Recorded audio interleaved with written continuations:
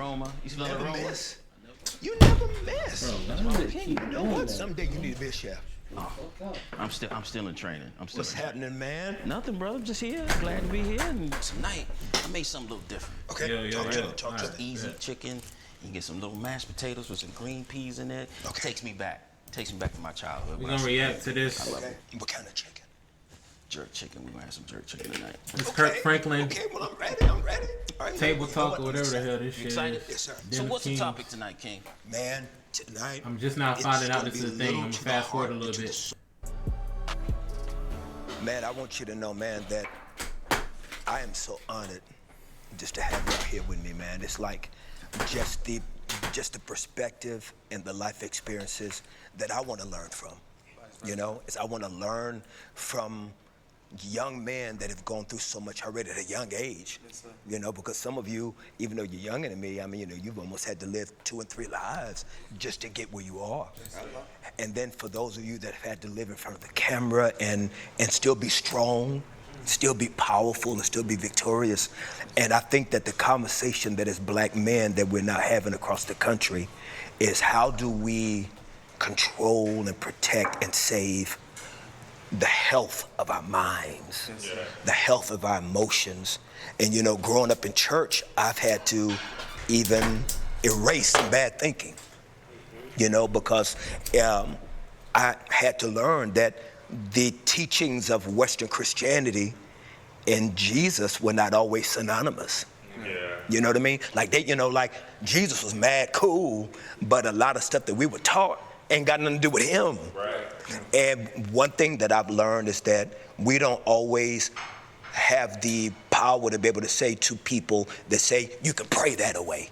You can just pray that away. And it's like, I'm feeling like I'm needing a little more. Yes. Yeah. And I realized when I was about 18 years old, and everybody at the table's got some creative juice in them. And I remember being about 18 years old. That's deep. That's kind of deep.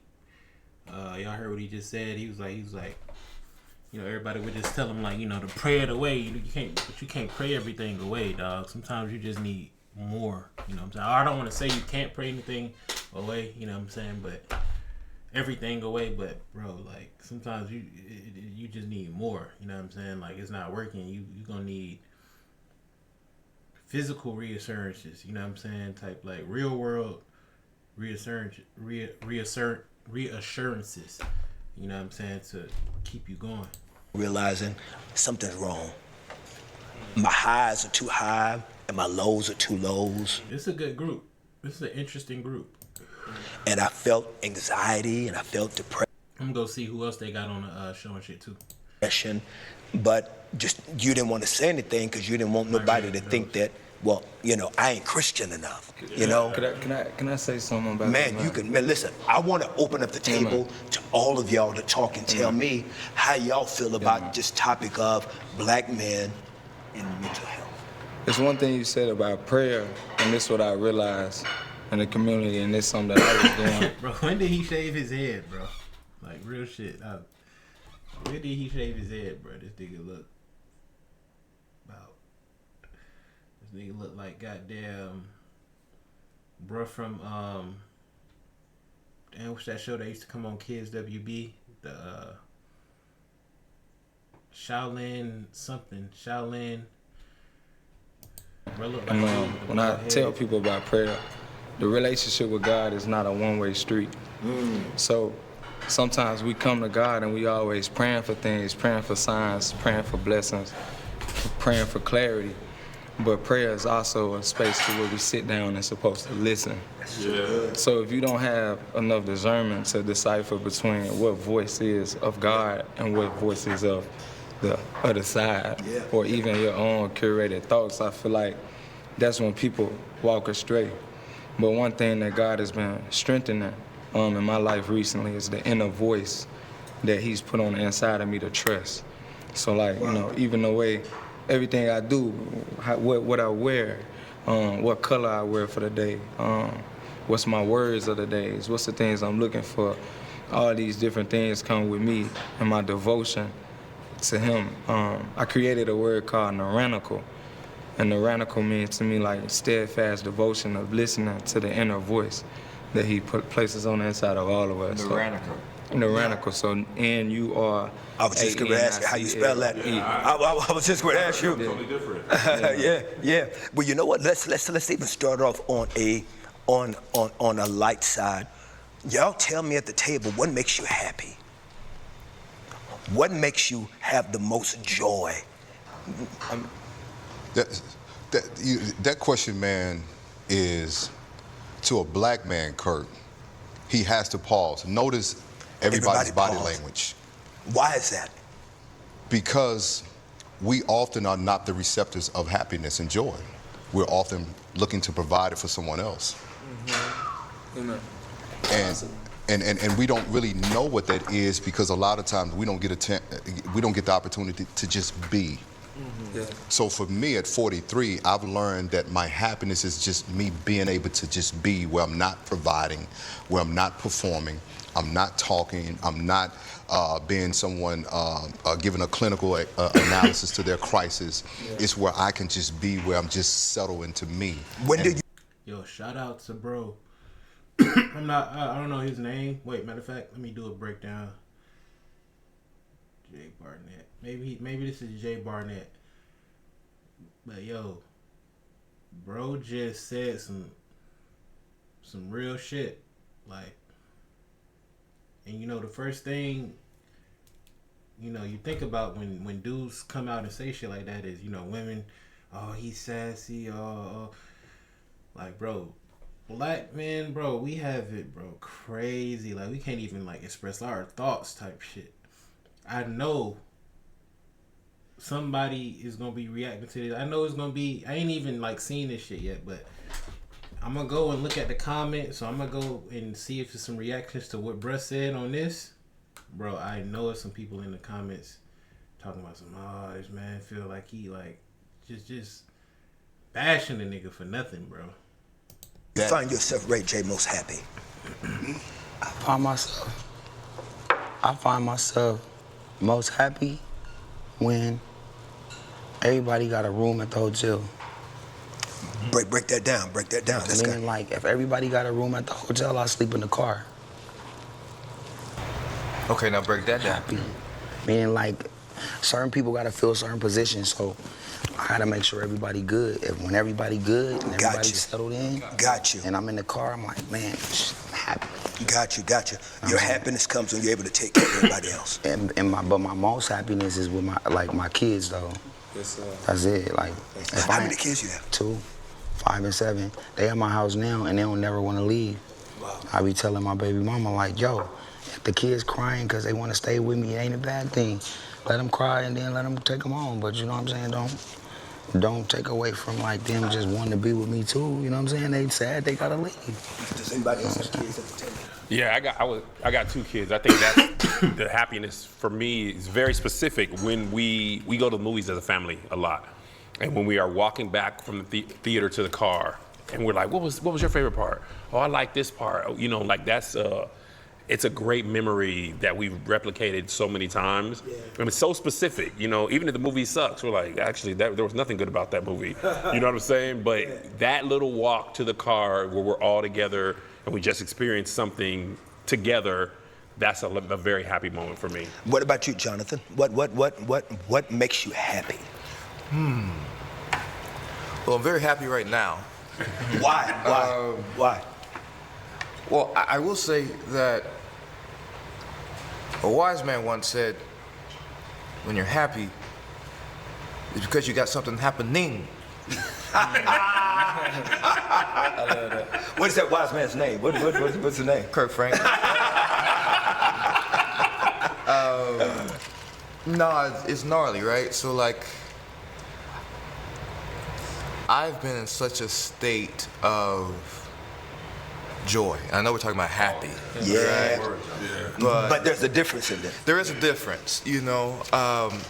But because the joy has been so deep, I find that happiness is easily achieved. Yes, sir.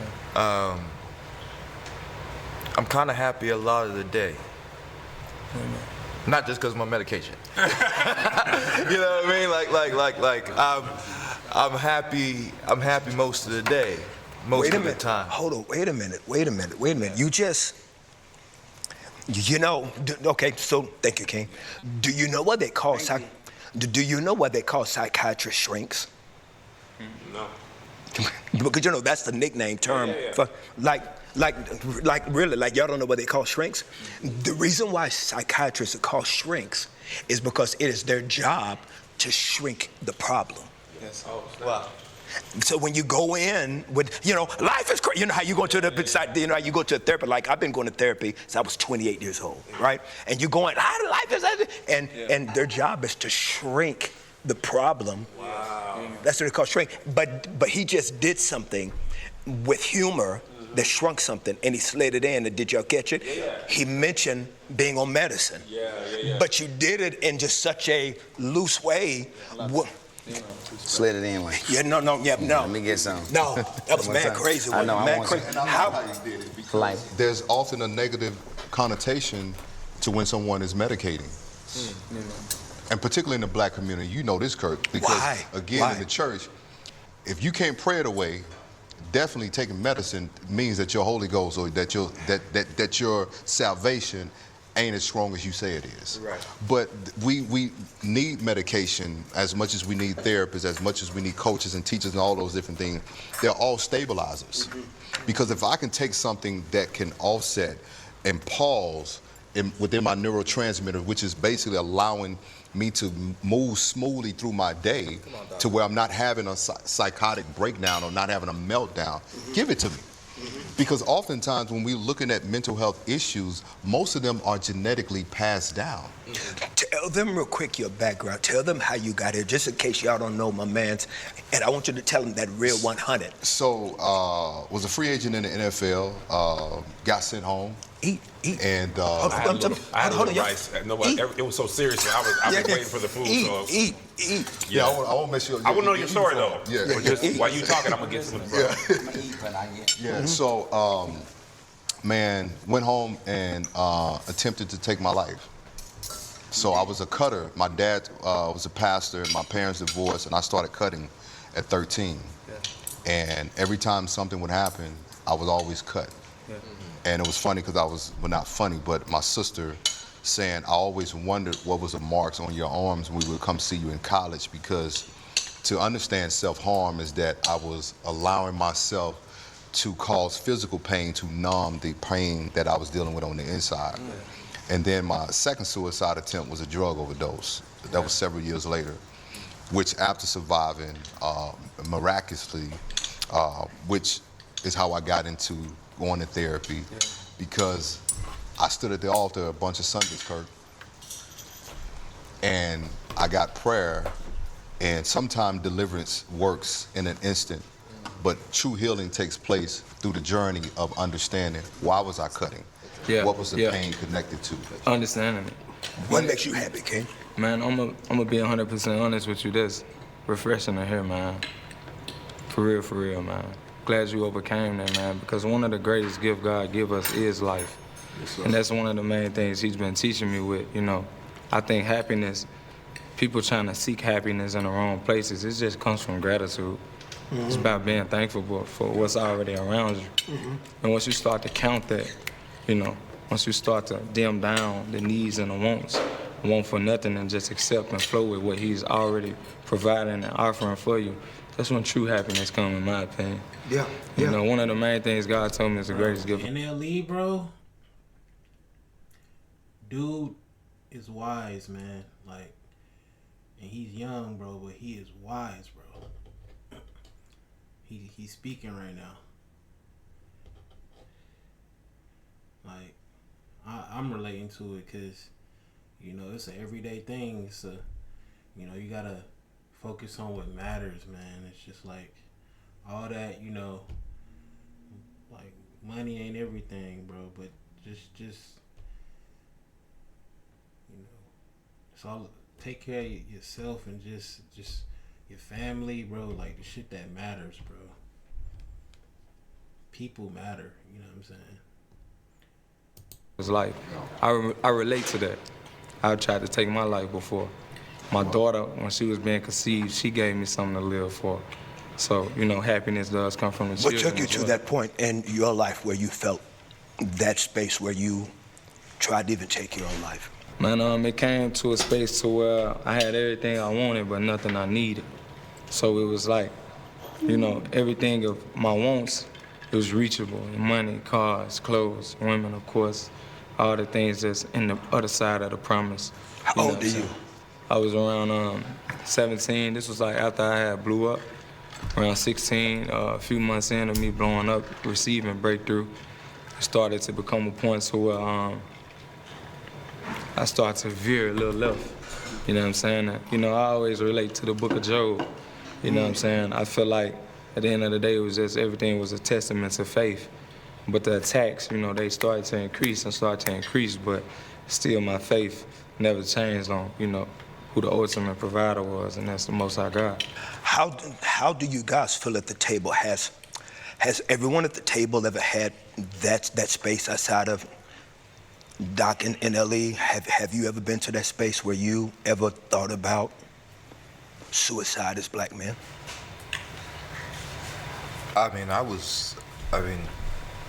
Yeah, absolutely. I was on suicide watch. Yeah, there were times when I'm recently married, but there were times when me and my girlfriend, me and my fiance, and now me and my wife, there were times when we never spoke about it, but she never left me alone. And I never let myself be alone. Because we had spoken about that, you know, and I put it to her very straight. You know, I don't know, I just don't want it. You know, you talk about life, you know, I just don't want it. You know, I just don't want. What brought you to that place? Isolation, right? Ostracism, humiliation, abandonment, you know. And the funny thing about that is that, I mean, we got a doc here, so I've learned that those things and having an event happen to you and getting arrested, or, you know, losing a job, or, you know, having to rejigger, you know, you think that's the thing that gets you, you know, but it's usually, I found for myself, it was something way back, you know, that kind of had my mind in a certain space, you know what I mean? And yeah, I mean, drug overdose, yep. Wow.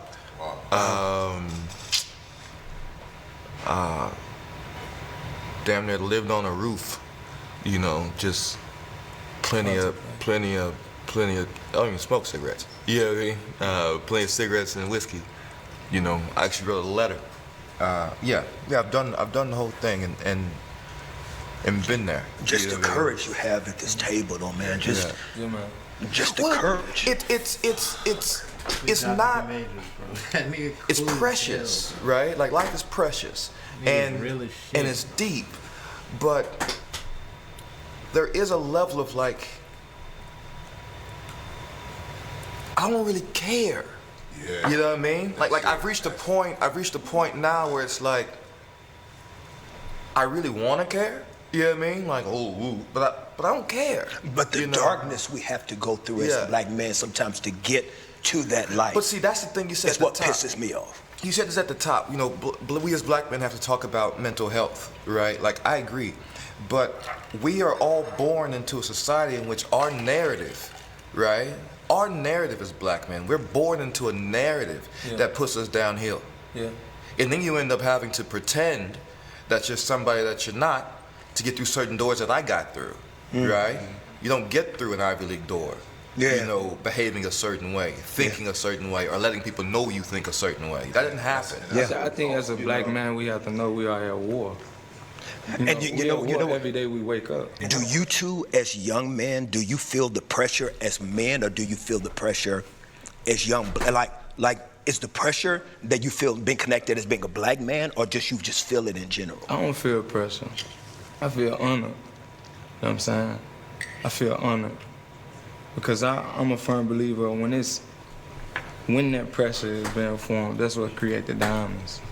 You know what I'm saying? Have you always been there? I have not always been there, but I just recently came to that space, and now I understand why I had to go through it. Let me ask you this, NLE. What led you to discovering that it was an honor to feel the pressure? And I also want to hear from Ray J too, as a young gun too. Yeah.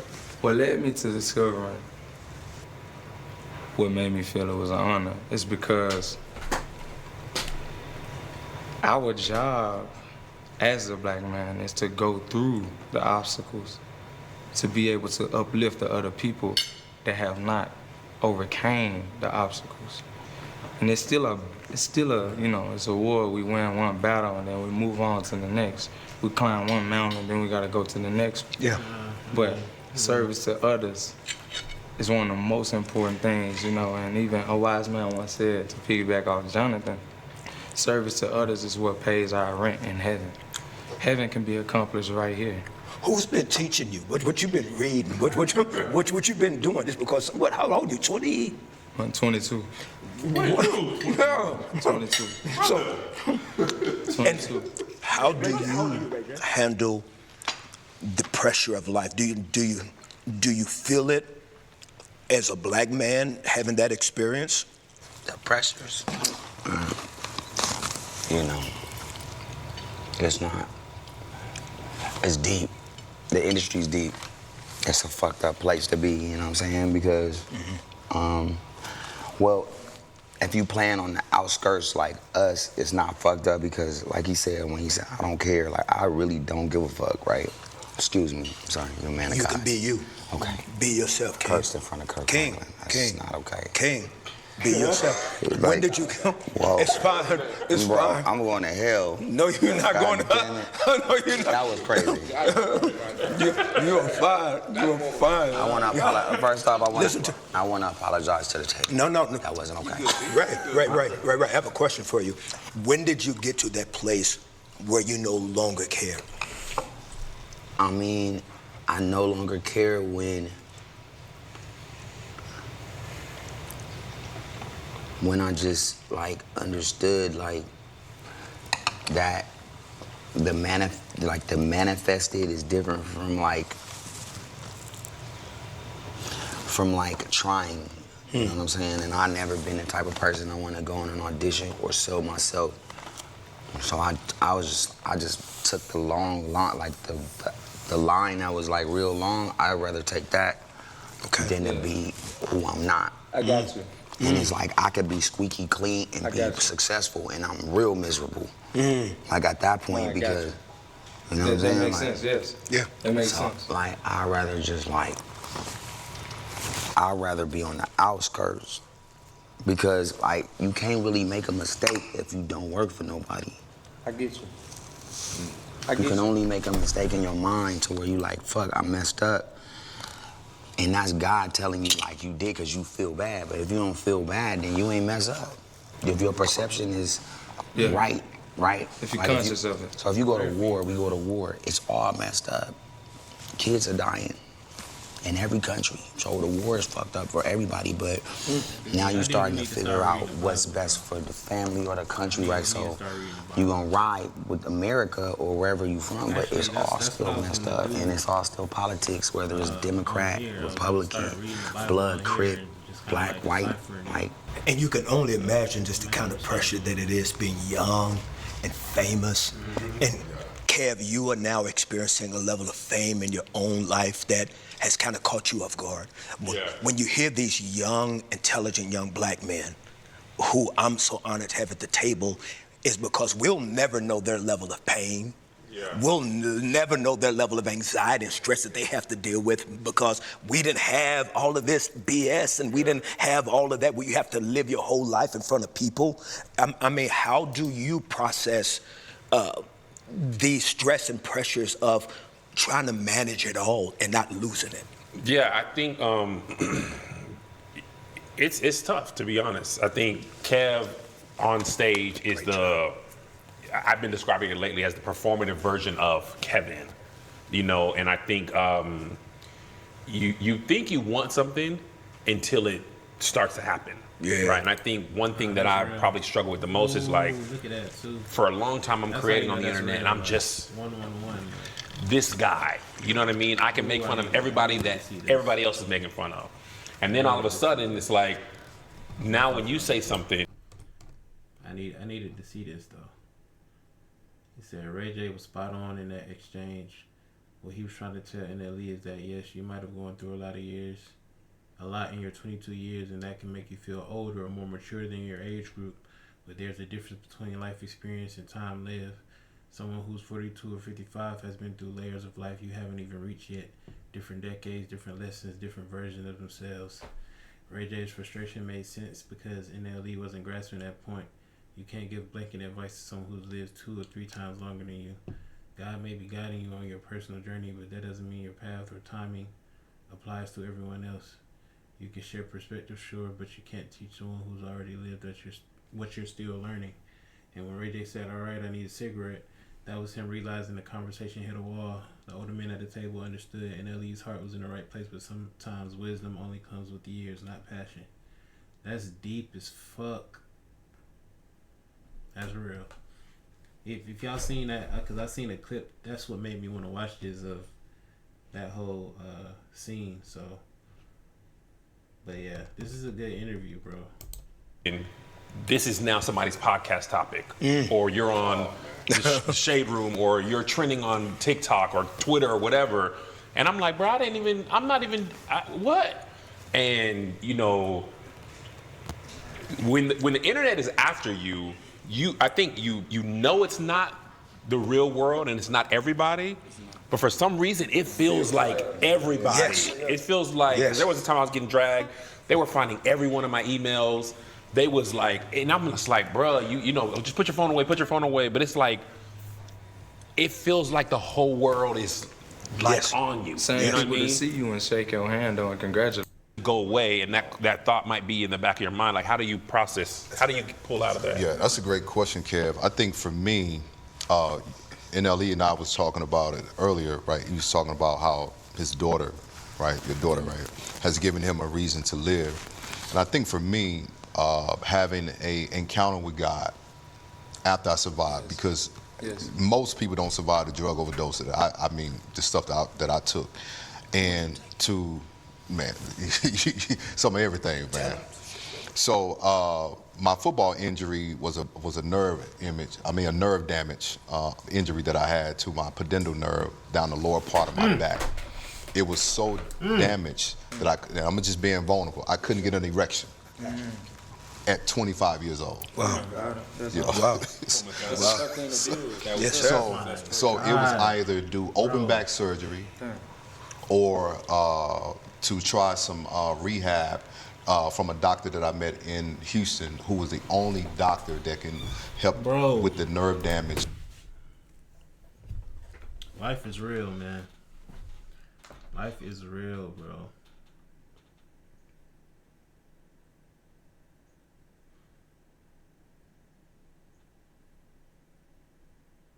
That's crazy, bro. I'm so glad bro overcame that shit. I'm so glad he overcame that shit, bro. Damn. Without surgery. So I was on Vicodin, codeine, I was on all that stuff for the pain. So I fell at practice one day on my tailbone and woke up, it was like temporary paralysis, couldn't move, lower extremity. So I OD'd on all of that along with other painkillers. Like for me, it was the internal pain of just the daddy wounds and all of those different things, in which I've talked about, on stage, is watching a father pastor, but wanting him to be a father to me as his only son. So it's, and that for me was so difficult because my brain at the time was trying to rationalize, how can you speak into them and not speak into me? Yeesh. So the 31-year-old Jay that attempted suicide just wanted daddy to say, son, I got you. Yeah. And it's okay. Mm-hmm. And it was just really, Kev, just really having to reconcile, which took time, that maybe he couldn't give me what he didn't have because it wasn't given to him. Yeah. Because you give what you have. Yeah. That's beautiful. You understand that, though. And understanding that, man, was painful because I also had to accept what I was never going to get. But it gave you peace. Wow. Well, peace came later. Let the man talk. It came later because so you can until you can. No, like disrespect on some shit, but like reading that comment and like you listen to the conversation. NLE, he's talking too much. Just like, bro, just let people get their shit off. You know what I'm saying? And like, if you got something meaningful to say, you say it. But he's his own man. You can say whatever you want to say. But I'm just saying, you can kind of see the, his levels to the age kind of difference in how people are talking at the table. You know what I'm saying? How they're talking at the table. If you get it, you get it. If you don't, you don't. But You can reconcile that thing. You can't have peace. Yeah. And yeah. I think for me, it was also how my parents divorced. like, you gotta let people like tell their story, man. You gotta let them get their shit off, and you listen, bro. Listen. Talk less, listen more. You know what I'm saying? Less is more. Because football. Shout out to my boy Corey, bro. Put me on game. The helmet was a mask for me. Mm-hmm, mm-hmm. I could put that helmet on and be whoever I wanted to be. Yeah. Mm-hmm. And for 60 minutes, I can just release all the rage, the anger. Yeah. And I'll never forget my coach. Too, like, physically. Football is very physical. I can literally hit you and hurt Hit you, yeah. And I remember my coach asking me, he said, what are you thinking about when you're out there? Kirk, this is no lie. I never saw an opponent's eyes. I always saw my father's face. Wow. And, and for me, that pain drove me. But here's the issue, that when we don't have a place where we can release that pain, we begin to harm ourselves. Yeah. I mean, listen, guys. There's a lot going on right now at this table. I got a lot going through my head right now. Give us some. Well, it's interesting, right? Because I mean, yeah, like I found my wife in my lowest moment of all time. You know what I mean? I found my wife, and that's awesome. Like, she's an amazing woman. She is an amazing. That's what we do at the house when we start feeling good about being married. You just yeah. So I found my soulmate. I found my queen. In that moment, we found each other rather. I'm just gonna move through it really quick, but I got something to say, right? So it's like this. So in that space, like I hear you, young brother. Like I hear you. You know what I mean? I really do. And I hear you too, Kev. But in that dark space, like nothing. Sorry, like bad news, Kirk. Like nothing's getting you out.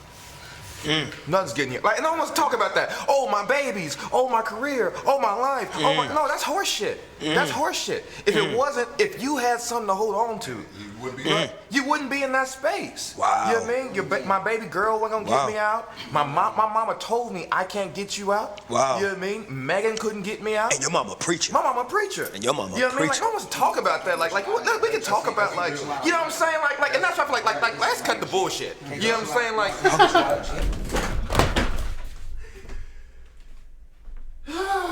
That's real shit. Real fucking shit. Damn. You know what I mean? You know what I mean? No, out of a dark place, right? Like. I disagree. Bro, what? Bro, oh my God, bro. What is he doing, bro? What the fuck is he doing, bro? Please, bro. Okay, it's it's starting to make sense now. I'm not gonna lie. It's starting to make sense. Wow. It's been making sense. It's been making sense. This is crazy, bro. I really don't even want to play this because it's just so cringe. Like just stop. Disagree. Well, respect, young brother. Bro. Nah, bro. You can't disagree, bro. That's his life. What you mean, bro? Bro, other people, you might not be able to relate, dog. You might not be able to relate, but bro, come on. Come on, bro. Let the man talk. Let him get his shit. Like, bro, just listen and try to understand, dog. See, his years is showing. His years is showing. You feel me? You know, and he can have his own perspective. I'm not trying to take that away, but it just, when someone has went through something, there's nothing you can tell them, bro. First of all, because they've been through it, you know. But if you can't relate, just try to understand rather than disagree with what they're saying. Just ask more questions, you know, or just don't ask questions and just listen, bro. Obviously, you know, people at the table, they're way older than you. And if you really, you know what I'm saying, if you're really down on some game, up on some game, bro.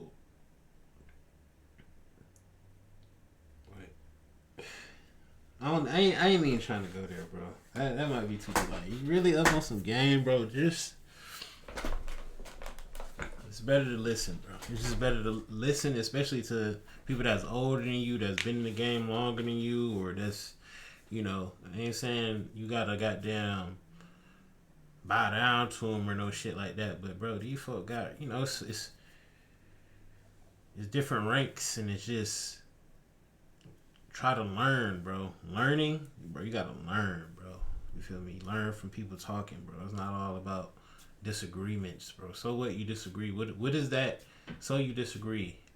What is that gonna do? Like, for the conversation. How is that gonna benefit? Okay, you disagree. Why do you disagree with how he feels about what he went through? Like, The road leads back to two. No man, no woman, no kid, no pet can, but God can.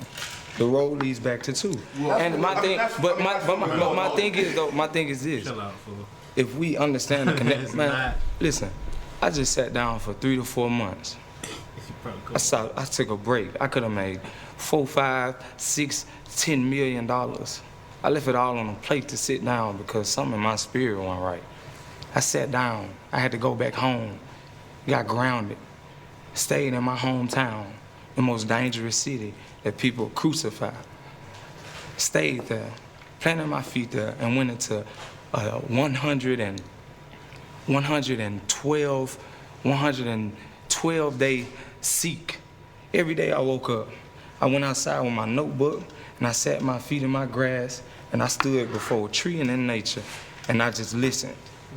And I wrote down everything. I jotted it. I got a journal. I got 4, 5 journals stacked over 3, 4 months. It's like a Bible. The Most High God fed to me every day, every second. When I woke up, He'll wake me out of my sleep. He gave me dreams, people that I needed to get away from me. I'm gonna pause it right here because, like, and I was having a conversation with my loved one the other day, and we was talking. We were just talking about something. And I was just basically telling him, like, yo, it's like sometimes you're just not gonna get it till you go through it. Like, sometimes you just gotta go through stuff, bro. Like, sometimes you can't teach or you can't tell people everything, and just like, everybody's not gonna agree with you, you know. But still, like,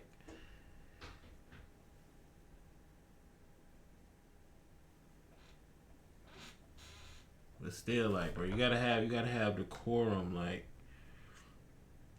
you don't gotta have decorum, but it's just like, bro, just when you get older, you learn to just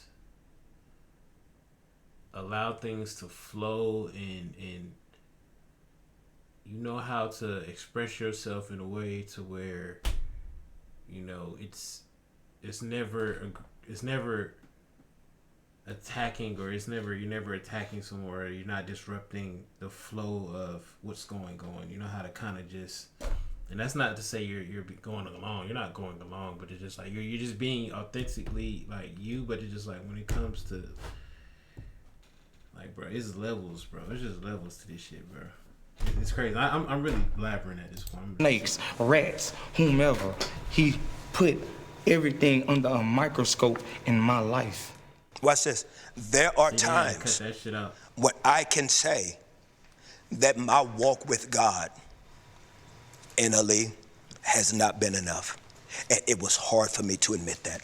There's going to be these views that are not black and white views, but these are our perspectives. Yeah, but there's so many brothers who find themselves, and I am one of them. You know what I mean? Who find themselves in situations and they're hearing in the back of their head, oh, but your baby, oh, but God, oh, but. Right. You know what I mean? Right. And it's that moment where you look for it, right? And it's not there, and then you jump. Right. You know what I'm saying? So we gotta be very careful, famous celebrity people, right? Putting rules down, telling folks this is how it goes. No.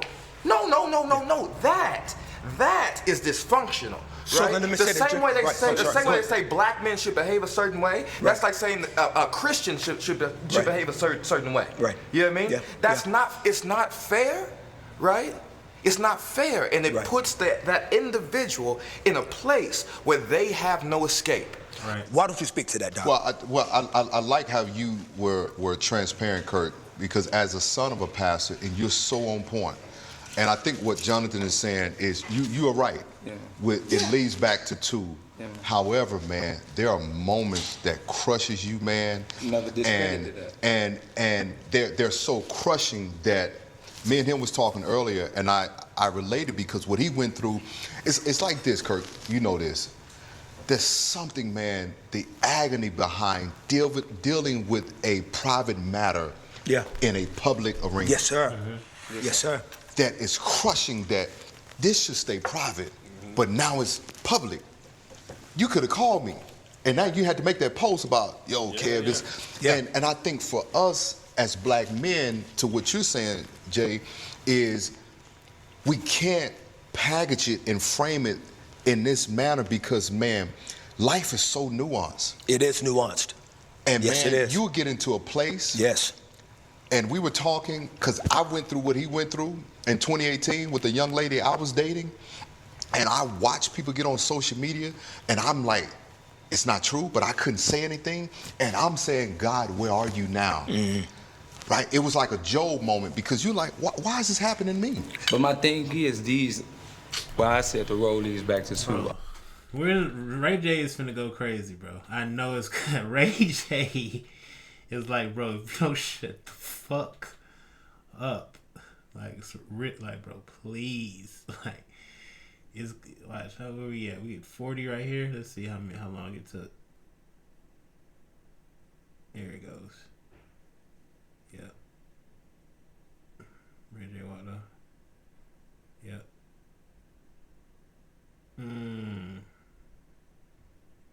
Guess it took about another 10 minutes.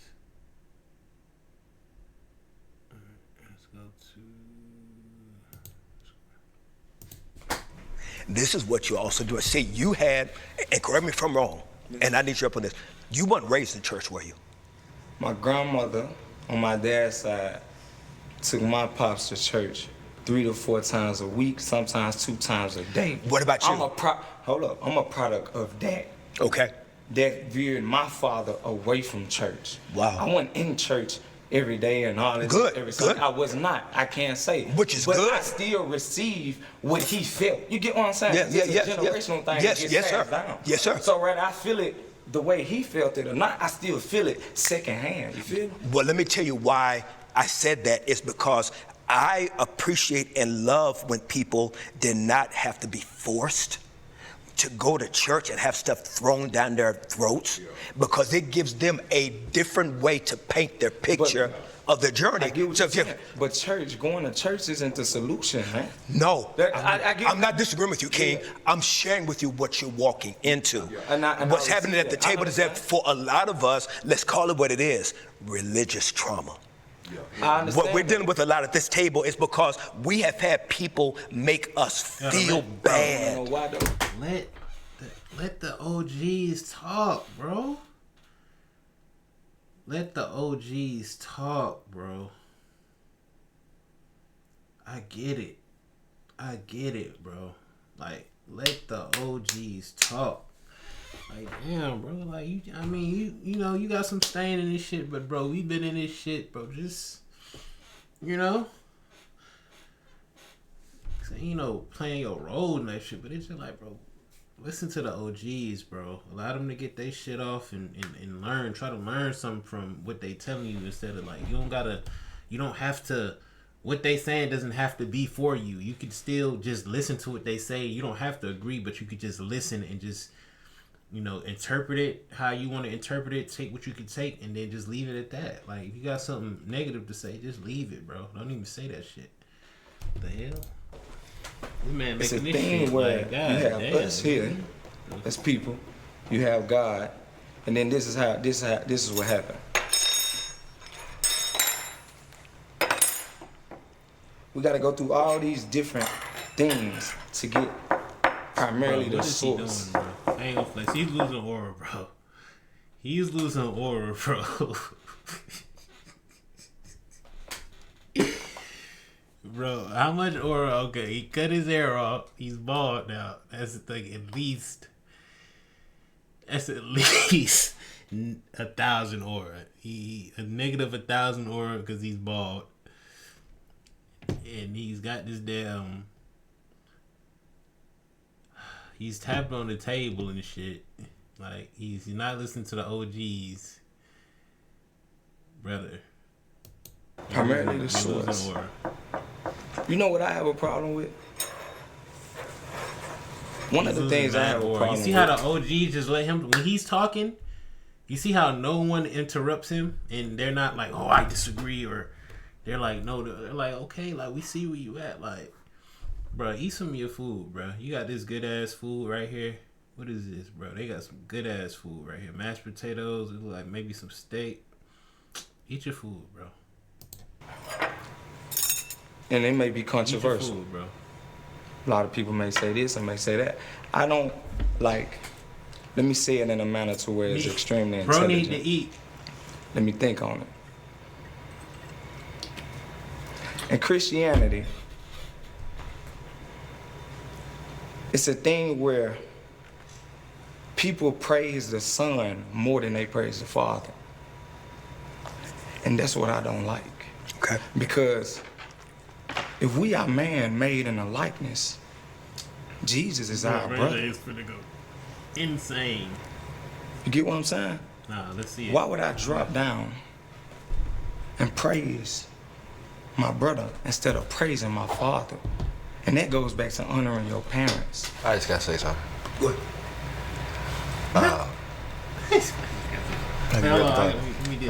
I read the Bible. This is insane. I ain't gonna flex. At this moment, NLE has lost aura for me. Like, he was. I swear, I was always rooting for NLE. Fucking with NLE type shit. No, you know what I'm saying? Solid.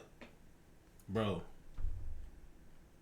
He's never did anything I was like, bro, he's off on this. Right now, I gotta say, he's off right now. He's off right now. And he's smart.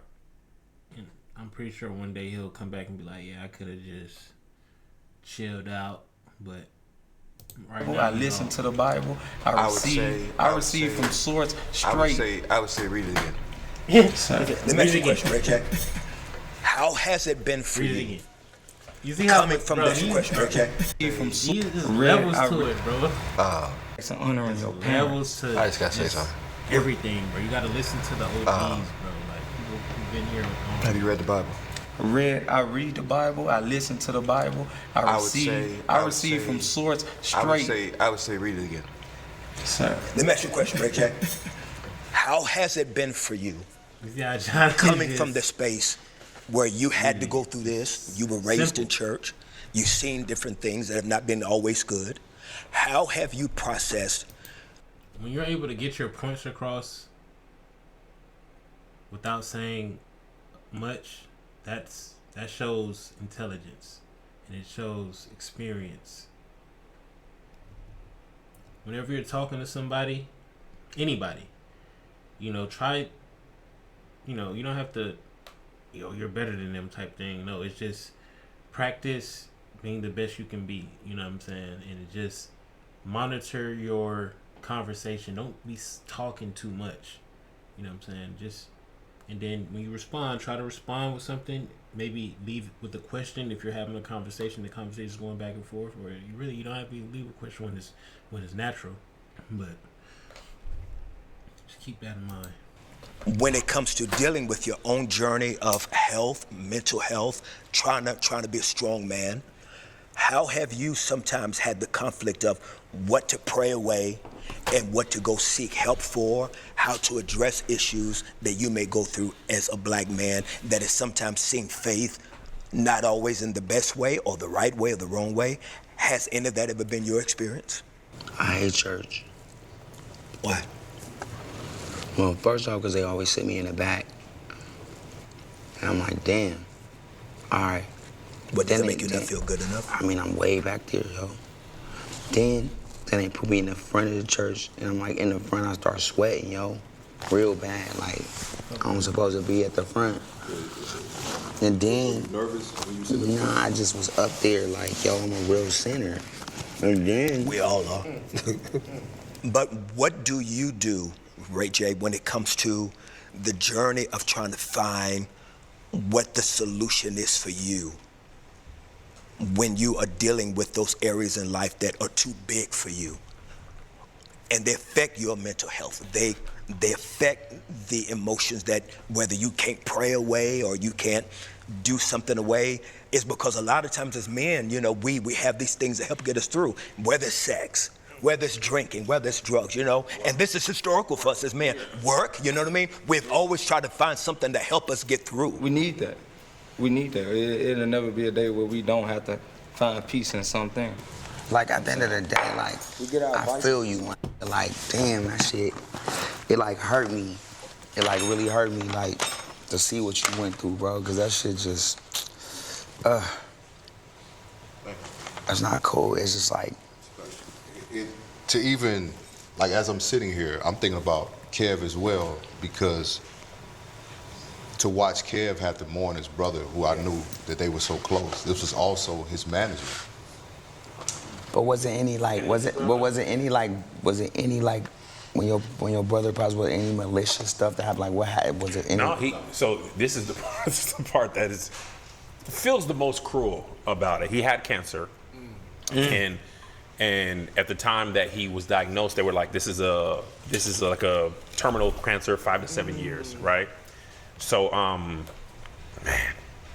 Lost my grandfather to cancer. Well, sorry, man. What makes it worse is if he just got cancer and got sicker and sicker and sicker and sicker and died, okay, that's what cancer does.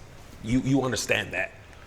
He got cancer, got sick, and then got better, to where he was back to where he used to be. So we were on a book tour, and I saw him in Houston. We had dinner. Everything was normal, and the night before he passed away, we were texting and calling, and everything was great. The day he passed away, we were talking. We were texting. We were talking about sports, and then my sister-in-law called and was like, "Your brother had a seizure," and I'm like, "What?" I still had my phone in my hand. I was like, I'm just talking to him. And I was so disoriented that I had a show that night, and I was like, came home and I was like, I'm gonna go to my show. He'll be fine. And my wife was like, I'm gonna go to Houston. I think you should come. And thank you. And I'll never forget this. We're flying, and my nephew called me on the plane, and somehow my phone still rang. And my nephew told me on the phone, he's gone. Wow. This was the last time he was alive. I'm talking to him the night before. We make the New York Times bestseller. Look, thank you, Ray J. So it's the highest high. Like that day is the best day ever. Because it was like we did it. Everything was like we wanted to do this. We wanted to make all this stuff happen. And we did it. And before we could even celebrate it, you're gone. Jeez. And then all this stuff starts happening good. And it's like, bro, this is what we worked for. All the stuff, the shows, and it's just like, there's times where I go to text him or to call him, and it's like, your brain doesn't even remember. So, and then on top of all that, his responsibilities became mine. So his family, he's the provider for that family. So now all of a sudden, I've got to help his wife, his kids. Wow. So I'm grieving with y'all. Wow. But I've taken on more of a burden, even though we're all sharing the same pain. I'd only been to 2 funerals before that. The 3rd funeral was my brother, and now I have to pay for and plan it. And I don't, you know what I'm saying? I've never done any of this stuff. Yeah. And then I still got to be my own husband, my own wife's husband, my own kid's father. I still got employees. I still got to show up. You know, that's what we're saying, the work part of it. Like, I don't even know what I would have done if I didn't have work. And I'm not even saying I buried myself in work, but it was like, I gotta live. Yeah. But I also feel guilty for living. Yeah. I have a question for you guys, man. Is that, do you think, like even what's happening right now, do you guys think that there is another medicine out there, Jonathan, that we're not even realizing that can also be part of the healing for us as black men? And it is the lack of sometimes affection that we feel that we have not been prepared to give each other as black men. Like, I'm gonna tell you something, and I said this earlier, you know, NLE, I'm not ashamed to say, man, that I would love to have known what it feels like to have a father hold me, or have a brother hold me and embrace me when I'm weeping tears. And I think that there's something therapeutic about that, but because the culture has always put us against each other, you know, that do you feel, Doc, that we are missing these opportunities to even help heal each other by embracing each other in our darkest moments, to just let each other know, I see you, I got you, and we're gonna be all right? Like, do you think that there's something we're missing in this alpha male, this toxic masculinity that we're dealing with more than ever in our culture? We're missing connection. Yeah.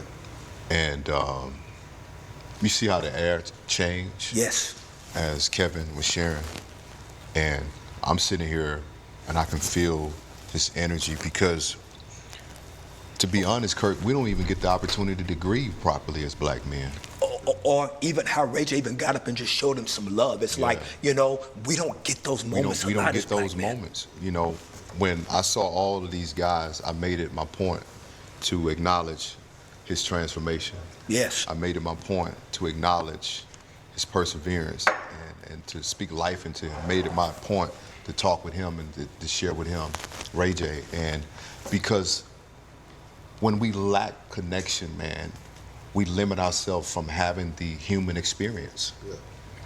We need connection, we need affection. I made a post, or it wasn't even a post, I was on a podcast, Brandy Harvey's podcast, and I talked about how study shows that boys need more hugs than girls. Not because they need more love, but we're usually underdeveloped emotionally as boys because we don't get touch, we don't get affection, we don't get I love you and look you in your eyes and not be able to say, you know, no homo. It's no, I love you, man. And pause. It's like we don't get that. It's a war. And man, the internet tore me up. It's a war. The internet tore me up because it was like, oh, so you saying? I said, no, that's not. The study revealed that because boys are underdeveloped psychologically and emotionally, because we've been told, man up. You better not be no bitch. Yeah. Don't you cry. But at the same token, we so far away from how we originally were supposed to bring up black men. Exactly. A lot of black men don't know. And they don't know. Share more with that as a young man with that perspective. When you walk up to, and I don't call them no YNs, but when I walk up to a young king, it's always black man, good brother, young king. I love you, man. Respect. And I've seen, man, and most times when I'm through the airport and somebody stop me and say something, I embrace them. And they'll say, brother, thank you. Because usually, Kirk, it disarmed them from having to armor up. Because usually when brothers go into any space, we're armored up. Tell me about this war, NL. Man, it's a war. I mean, we all aware of the war. We all aware of the war. Every day we wake up. You know what I'm saying? Define it for me. To just somebody who's older, I would love to know in detail from your perspective. It's because your life is so much more different than mine. I would love to learn. Is it the war to kill black masculinity? Is that what it is? I mean, it's the war. It's the war to black man, black masculinity. But a lot of people got to understand black man also have feminine too. Feminine on the fifth dimensional level with receiving, stillness, trust, and just allowing things to happen and flow within a life. And just, you know, the balance. We're unbalanced. As black men, we want to always do. That's the masculine, not the feminine, not this. Feminine is receiving, still from under the bed. Right there. And that's where it's at. So it don't matter what we say about the years that we put in after and what happens to the years after that is a little bit different and it gets a little trickier, right? But when I was 22, when I'm 22, that's all you can tell me. And the OGs, they used to tell me shit, and I'd be like, push OG, much respect. All right, cool. And the thing that has kept you together so that you were able to just stand strong as a young black man. First off, I want to say to NLE, like, I fuck with you, and I appreciate you really genuinely trying to, like, make sure you say what you feel and from your experiences, and also put out this word where it can help people, because a lot of people listening. And I respect that. I do, man. But, like, and when I was 22, bro, nobody could tell me nothing. 22, 23, 24, 34, 36, right? It's all different. 42, 40, right? It's different. But in his situation, he's right there. And that's where it's at. So it don't matter what we say about the years that we put in after and what happens to the years after that is a little bit different and it gets a little trickier, right? But when I was 22, when I'm 22, that's all you can tell me. And the OGs, they used to tell me shit, and I'd be like, for sure, OG, much respect. All right, cool.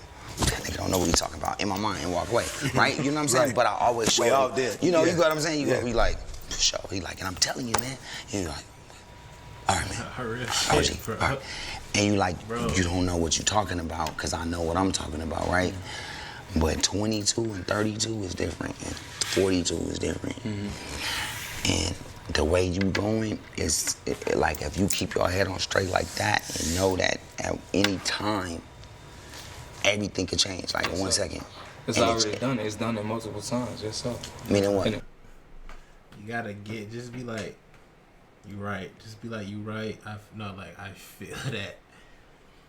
Like, just take it, bro. Pause. Just take it, bro. Like, it's done. It's changed multiple times. Like, bro, but what I'm saying is, no, it is, but it hasn't changed. Like, you don't understand it yet. You don't understand what 32 looks like. Yeah, I do not. You're right. What 42 looks like. But there's no but to it. No, it is a but. The way that you looked at the OGs and you said you don't know what you're talking about is the same way I look at the OGs and I receive what I can and I take it with a grain of salt and apply what I can. I apply what I can and I leave what I can't. You feel me? But are you eager to listen to their own point. Have I not? Like, It's years to this shit, bro. It ain't no gotten like, bro. Niggas been here for a long time.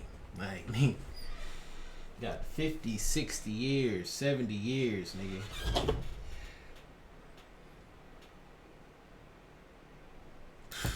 I don't think so, not yet. It's all good. If you don't think I listen, then No, for no, you to not- think. I no. know I'm listening though. I listen to this brother's story, and I relate. I relate. Listen to this brother's story. I relate. He said he was. He's He said he losing aura, overdosed. bro. And nobody talk about Oh, time. God. I drove into a light pole trying to, I got my own instances too. I'm just, I'm a little bit too. Probably it looks as if I'm trying to keep it hidden.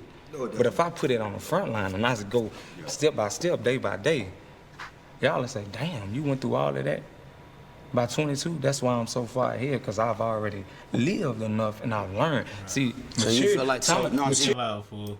you feel like you're far ahead. How far do you feel like I you're feel ahead? I'm far enough ahead to have a conversation with y'all, because I bet if y'all bring another 22-year-old, he won't be able to talk like this.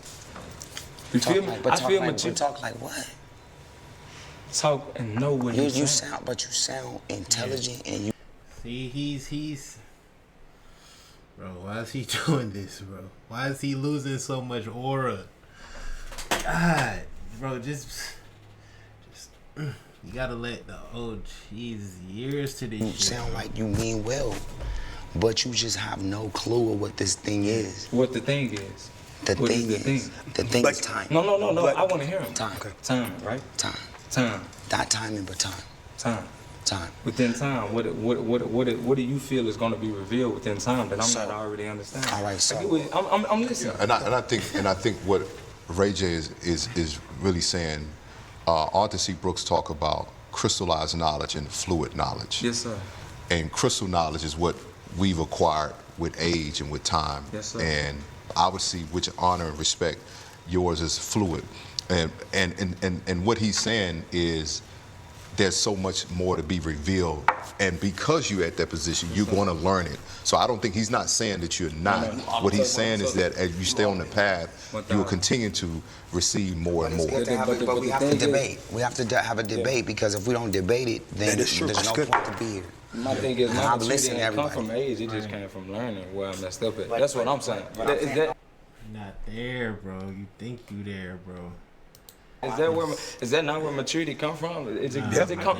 Tell me, does it come with age or does it come with learning and breaking the cycles that you're supposed to? That's a good question. Is that not? No, I'm gonna answer you. I think it's a combination of things, right? So you grew up in Memphis, right? A lot of violence, from what you were saying, right? So you've seen a lot of things that a lot of people haven't seen, right? So that's a lot of experience, right? But I'm 42, Kirk 50, 55. There's certain things that I'm gonna give you a silly example. I'm gonna give you a silly example. Have you heard of Labubus? Labubus? Yeah, the little. That's where the 22 come in at. No. Okay, so Labubu, no, it's happening now. Labubus are little like stuffed animals, and my niece is like 9. It is the biggest thing in her world. Yes, sir. She's never seen nothing else. She's like, oh, I gotta have a Labubu. We gotta stand in line for 2 hours for a Labubu. And me and my wife and sister, and that's a difference. So Labubus for her, it's the biggest thing in the world, and it's really just a stuffed animal. Yes, sir. So to her, this is the first time she's seen it. It's on TV, it's on the news. At 42, I realized Labubu ain't nothing but Pokemon cards, Yes, sir. Beanie Babies, Okay. Tickle Me Elmo, Okay. Pet Rocks, Game Boys, whatever. What's the point? I'm gonna get to the point. Let's get to I'm gonna get to the Picking point. it up. He already said it, bro. He said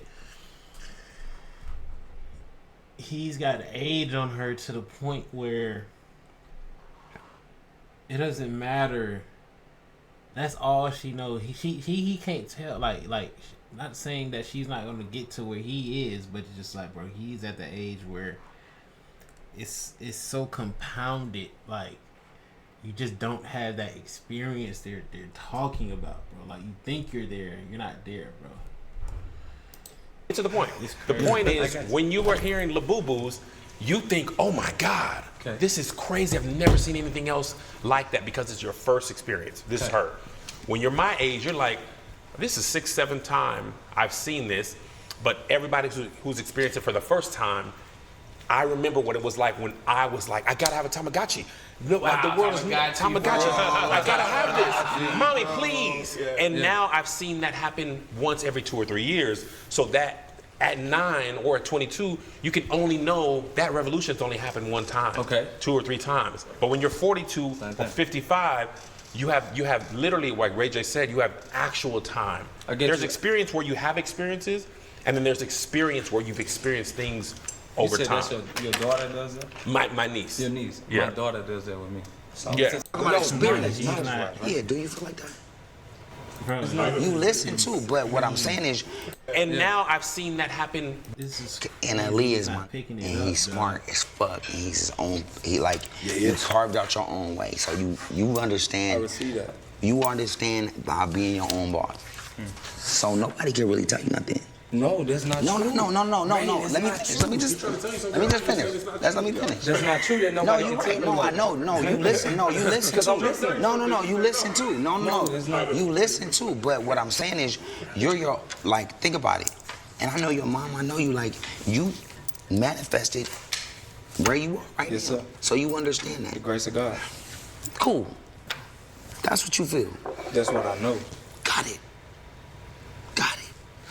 Now, do you feel like you're at that experience level to where you can tell these and give these some advice? Do I? Like, really? You know what I'm saying? Do you feel like you can give Jonathan Major some advice? Do I feel I'm at that level? Yeah, not successful. No, that's a good question. I'm talking about experience. Knowledge-wise, right? Yeah, do you feel like that?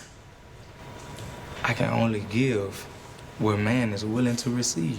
That doesn't make any sense. But Yes, that does. doesn't answer the Break question. it down. Do you feel like your experience? Do you feel like your experience feel. in the world that you can give Jonathan some advice? If he's willing to receive. That's way out. I just smoke a cigarette. I feel it, bro. I feel it, bro. I ain't even gonna lie, bro. Ray J on point, bro. I don't care what nobody say, bro. NLE is a little off on this, man, but he lost a lot of aura. Yeah, he'll get it back, but damn, that is crazy.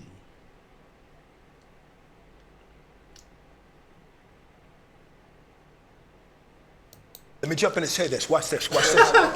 I want to say something to you, Jonathan, and I want to be able to give a transparent Things over time. That's your daughter. Let me finish. That's not true. That No, nobody you can tell you. no, I know. No, you listen. No, you listen Because I'm too. listening. No, you listen too. No. You You listen too, but what I'm saying is, you're like, think about it.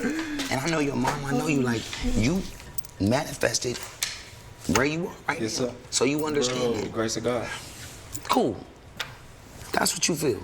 That's what I know. Got it. Now, do you feel like you're at that experience level to where you can tell these and give these some advice? Do I? Like, really? You know what I'm saying? Do you feel like you can give Jonathan Major some advice? Do I feel I'm at that level? Yeah, not successful. No, that's a good question. I'm talking about experience. Knowledge-wise, right? Yeah, do you feel like that? I can only give what man is willing to receive. That doesn't make any sense. But Yes, it that does. doesn't answer the Break question. it down. Do you feel like your experience? Do you feel like your experience in the world that you can give Jonathan some advice? If he's willing to receive. That's way out. I just smoke a cigarette. Let me jump in and say this. Watch this. I want to say something to you, Jonathan, and I want to be able to give a transparent moment to be able to meet you where you are, and just to be able to know that I felt you on the deeper level of what we were talking about earlier. So, y'all all know that I've gone through things with my oldest son, right? You know, did you know that? No, sir. Did you ever hear about this thing about my son exposing me on a tape? He recorded me, like using profanity. Did you ever hear about that? No, sir. Wow, okay. So there was something, I have an older son, he's 37, and I love him deeply. Yes, sir. I love him deeply.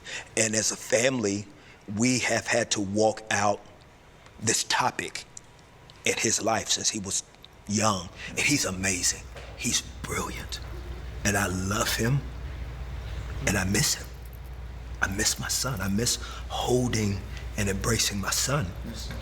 Well, something happened about almost 16 years ago where I had a bad emotional anxiety breakdown when we started to realize it was having issues. When this situation happened 4 years ago, I'd always struggled with anxiety, NL, and I'd always struggled with depression. But when this happened with my son, I had to go through it publicly. And I don't even know if you know this. Well, you said you didn't know, but it was something public that I went through, King. Yes, sir. And then 2 years after that, this whole thing about me thinking what some guy was my dad and he wasn't my daddy. You remember this whole situation? That broke me too, because first I didn't have a daddy, and then to find out that God allowed a man to live 10 minutes from me my whole life that was my daddy, that could have helped me out in life, and that didn't happen. Anxiety and depression got so bad for me that I couldn't pray it away. And I was embarrassed, and it made me question my faith, but I had to use medicinal help. And I felt like a failure as a Christian to be able to have to get on some medicine to help me with my anxiety and depression because of how I was raised. I could not pray it away. And this is my first time ever admitting. Do you still have troubles with anxiety now as today and depression? I am better because What?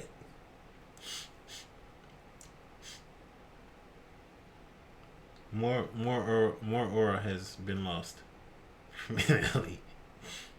This is crazy. This is crazy, bro. because I have had to get help with it. Can I share what helped with me? Not putting a rule down, but can I just share what helped with Sure. what helps with my anxiety and depression? Nature. Nature helps me, but it didn't help me enough. I've always been a nature, it didn't help me enough. So coming back to you, bro. You're talking to Kirk. what gave you the courage Can't tell this man when you nothing, started bro. to publicly, like you did, in such a comfortable way? Is because I've never had that courage. But when you just did that, I found inspiration in that. Where did you get that from? That it wouldn't take away from your masculinity, that it wouldn't take away from your own power. I think it goes all the way back to kind of what we all said, what I said, and Ray J jumped on. I was like, and I want to be clear about it. Like, when I say I don't care, it's not the fact that I don't care about anything. It's just my priorities are so clear now that my mental health, my mental fitness, my physical fitness, my spiritual fitness, these things I cherish. These things are precious.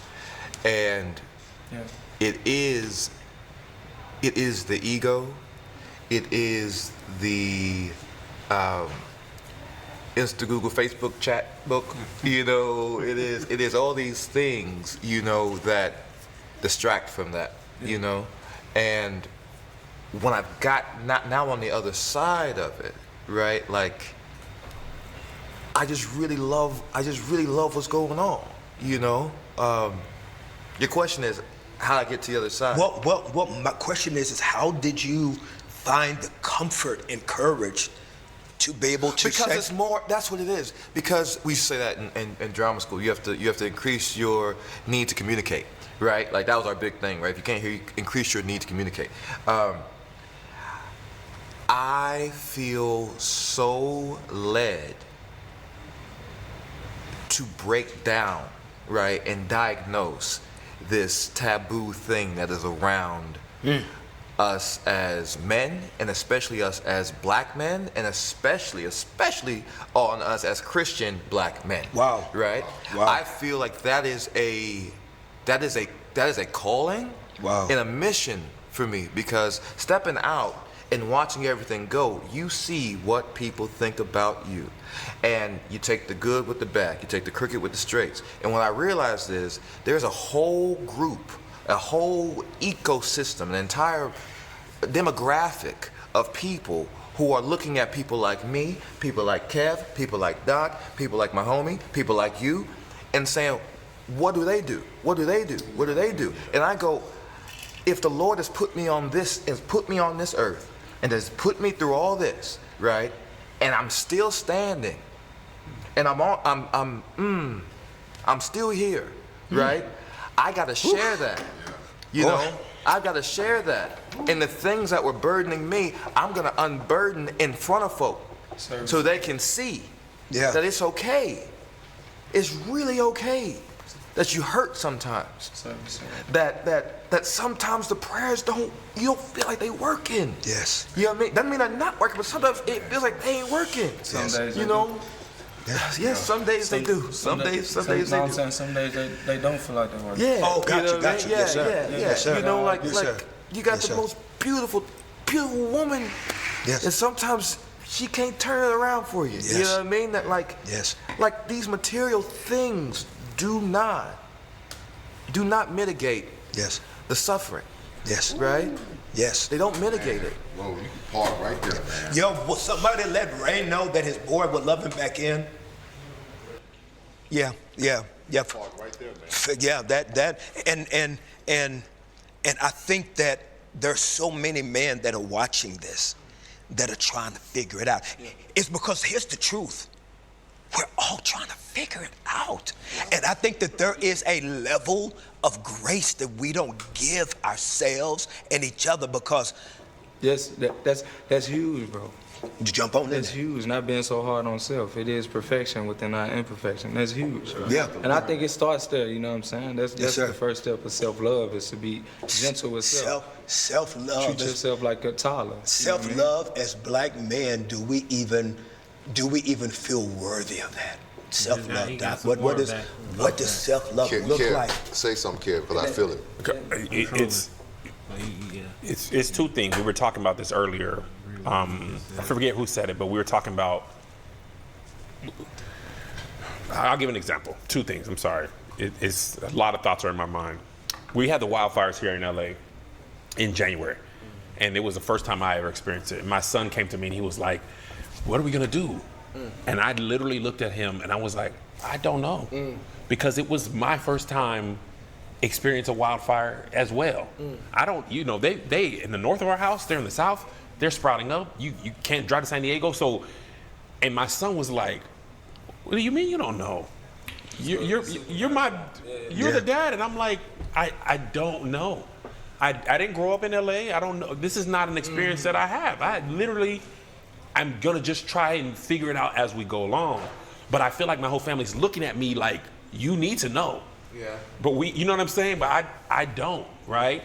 And then the love part, we all, as black men, it still feels weird for me to cry, especially in front of men.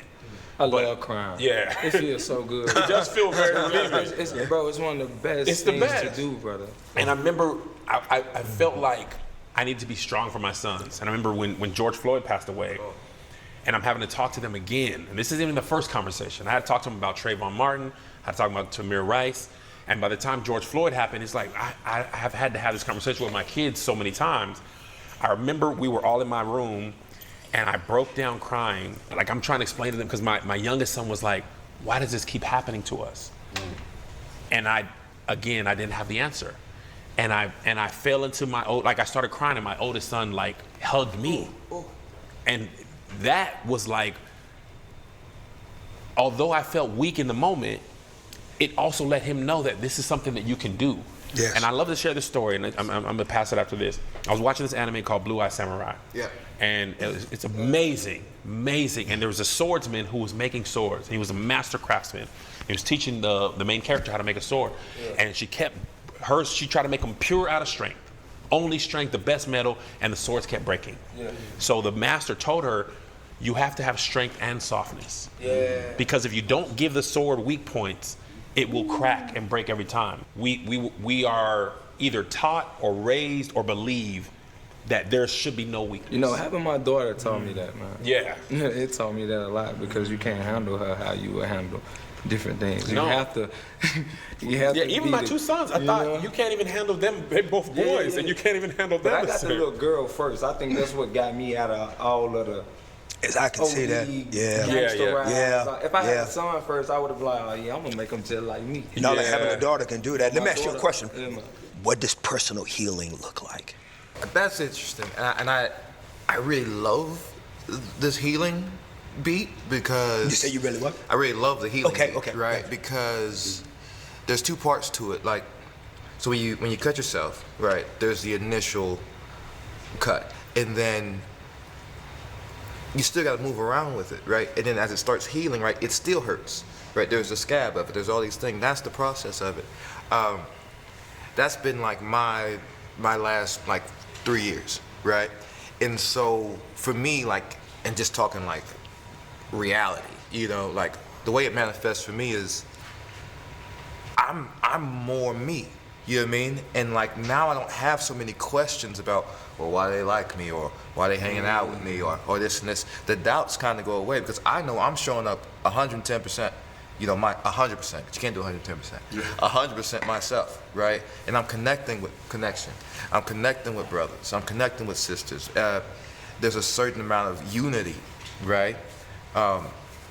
That's how it's showing up in my life. You know, things are, not saying things aren't difficult, you know, at times, but there's a certain ease, right? And a certain self-possession and understanding that is really interesting. And then I take that, right? And I can take it to the Lord. I can take it to God. I can take it to my wife, right? Yeah, and there's no like, your shoulders aren't up. You know what I mean? It's like, yeah, this is what I think. This is what I feel, you know? You talked about it earlier, the isolation, man. It's such a dangerous place. I often say the worst place a man can be left is left alone with his thoughts. Yes, sir.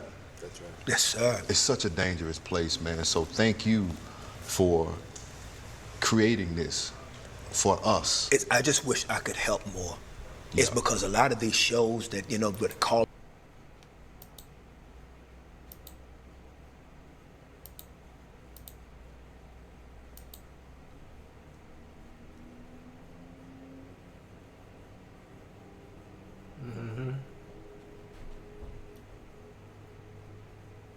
Right.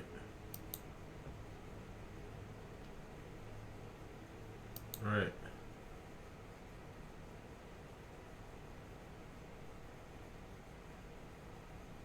Oh God. Just keep moving. Nah, Kirk go crazy as a moderator. W. Kirk. W. Kirk.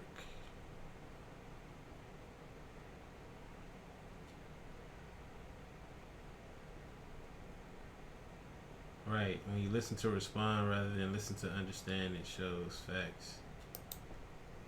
The fact that Ray J left his seat to have Kev's back means something to me.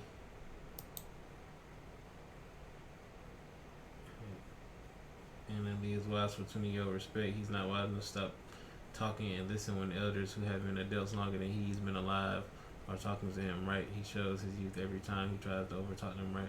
One thing he hasn't experienced is time, right? And they have facts.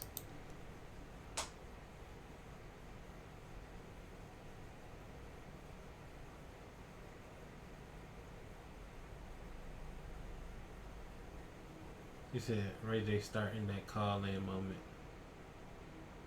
Starting that call-in moment. I wonder what she mean by that. Did he call back in? No, real shit. Ray J's hurting for real.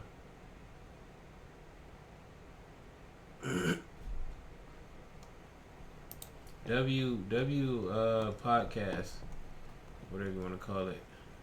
See, I caught that too. Oh yeah, that was from earlier.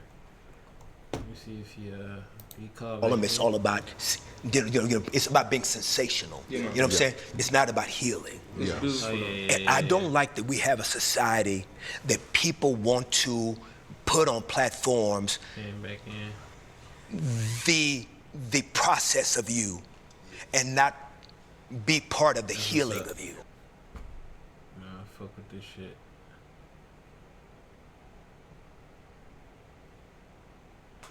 Alright, well, that's it, you guys.